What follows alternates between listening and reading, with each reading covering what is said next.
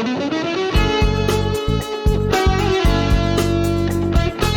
so the reason that I'm just using some steel wood super foam is that I'm just wanting to remove the rust, but I want all of the beautiful patina to stay.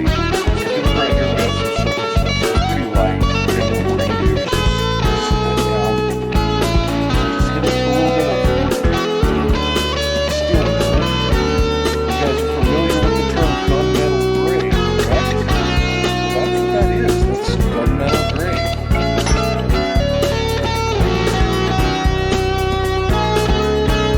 So this thing is like $250. Not really expensive. Shockingly high quality. But this is a sportsman's type scenario. This is not something that you would want for hunting or anything like that protection. Work. I mean, wars were fought with this, obviously, but that's not what we want it for. I just really like history. I like this kind of stuff, even though this is just a replica, historical replica.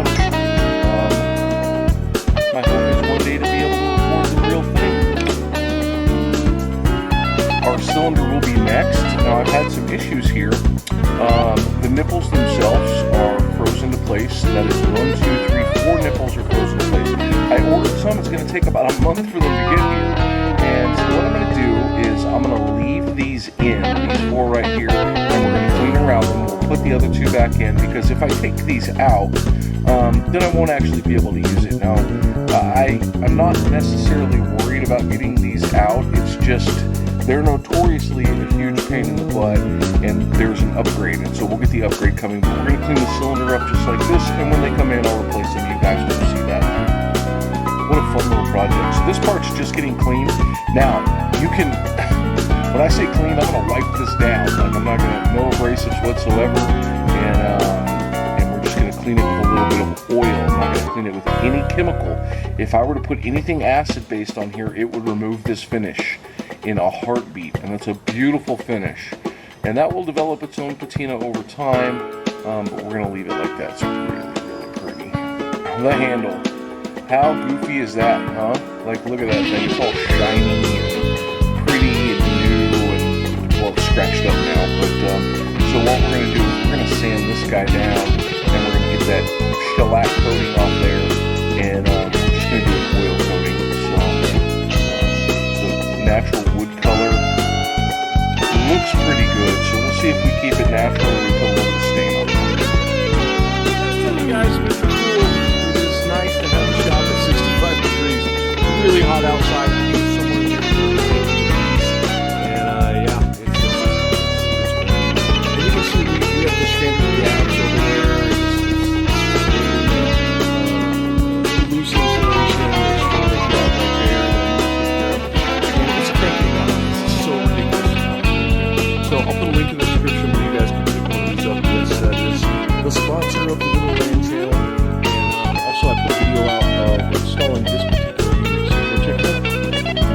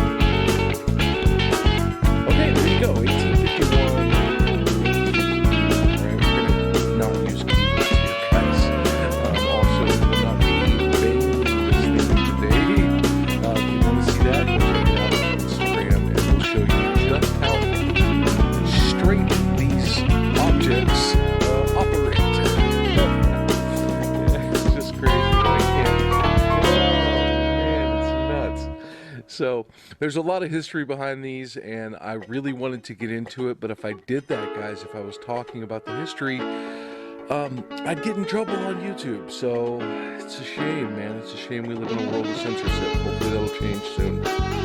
So once again, guys, it's 95 degrees outside right now. If you want to cool your shop, click the link in the description and check out the Mr. Cool mini split units. They're super easy to install. I actually have an install video there, and I really like them, man. Fantastic stuff. And right now, it's like 68 degrees in here.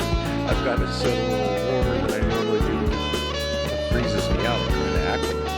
But shop is nice and